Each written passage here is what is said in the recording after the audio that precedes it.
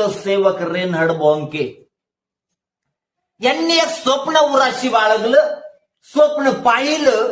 ते स्वप्न असं होतं, प्रभू येशू ख्रिस्ताच्या रक्ताने धुतलेला अख्खा आफ्रिका. हालेलुया. आणि ते स्वप्न परमेश्वराने आपल्या कोतेप्रमाणे पूर्ण केलं. रेनहर्ड बॉन्के यांच्या सेवा कार्यामध्ये जर आम्ही पाहिलं, असंख्य आलेले आजारातले लोक बरे झाले. एवढंच नव्हे तर मेलेले मुर्दे देखील उठवले गेले. हालेलुया. आणि म्हणून देवाच्या वचनामध्ये म्हटलं गेलंय, असंख्य लोकांनी पश्चाताप करून आपले पातके कबूल केले आणि तारण प्राप्त केलं. असंख्य जादूगारांनी आपले पुस्तक जाळून टाकले आणि येशू ख्रिस्ताला आपला तारणारा म्हणून स्वीकार केलं. आणि मोठं रिवायवल आम्हाला आफ्रिकेमध्ये दिसतं. त्याचं कारण हे यौसेपानं स्वप्न पडताळणी करता येते. परंतु जी पडताळणी तुम्ही जैविक लोकांशी करताना, ती पडताळणी देवाशी करून बघा बरं. योहान लिहितो देव प्रीती आहे. तू पाप जरी केलं ना, तो तुला घालवून देणार नाही. काय म्हणतो तो? मी तुला सोडणार नाही, मी तुला टाकणार नाही, मी तुला टाकणार नाही. आईला आपल्या मुलाचा विसर पडेल, परंतु मी तुला. एवढं प्रेम तो देव तुमच्यावर आणि माझ्यावर करतो. आणि जर एवढं प्रेम तो तुमच्यावर आणि माझ्यावर करतो ना, मी नेहमी सांगतो माझ्या कुटुंबापेक्षा मी सर्वाधिक प्रेम प्रभू येशूवर करतो. हे वरवर नव्हे, हे वरवर नव्हे. सेवा कार्यामध्ये एवढा त्रास असतो मला, एवढी धावपळ असते, काम सगळ्या गोष्टी करणं आहे, परंतु मी त्याच्यामधला बॅलन्स कधीच निघून जाऊ देत नाही. मी तो मोशे उपडा पडला आणि त्याला नमन करतो. तो म्हणतो प्रभू नको रे, लोक तुला नावं ठेवतील. किती काकळूत करतो, म्हणजे लोकांप्रती कळवळा त्याच्या हृदयात होता का नव्हता? आणि म्हणून देवाने त्याला इतकं उच्च केलं, त्या मोशेच्या चेहऱ्यातून प्रकाश किरण बाहेर पडत होते. काय? आमच्याही चेहऱ्यातून काय बाहेर पडायला पाहिजे?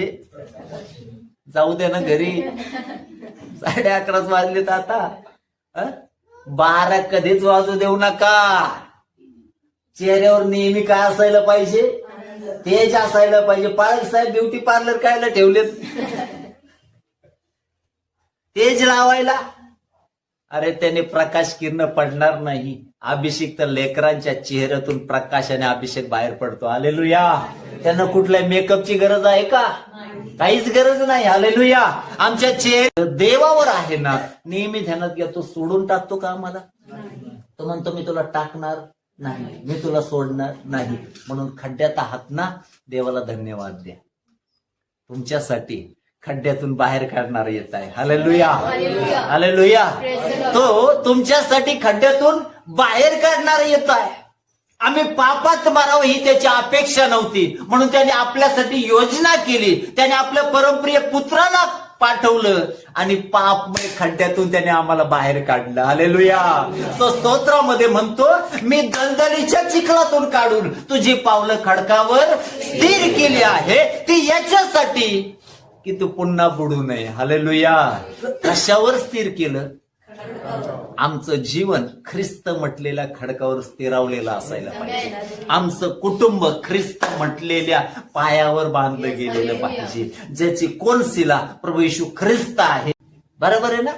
एवढं केलंय. परंतु ते खड्ड त्याच्या जीवनाचा शेवट नव्हतं, त्याच्या जीवनाची सुरुवात होती. हालेलुया.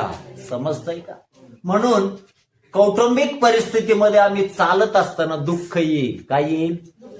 वादळ येतील, संकट येतील. काही वेळेस असं वाटेल सगळं काही संपलं आपलं, परंतु तिथं तुमचं संपलेलं नसतं. तुमच्या जीवनाची सुरुवात परमेश्वर तिथून करत असतो. हालेलुया. आणि म्हणून जगालाही वाटेल संपला योसेफ, परंतु जो देवाशी जोडलेला आहे ना, तो कधीच संपत नाही. हालेलुया. जो देवाशी जोडलेला आहे तो संपतो का कधी?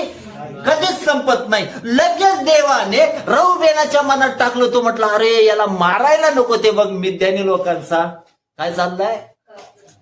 काफेला चाललाय. आपण त्याला काय करू?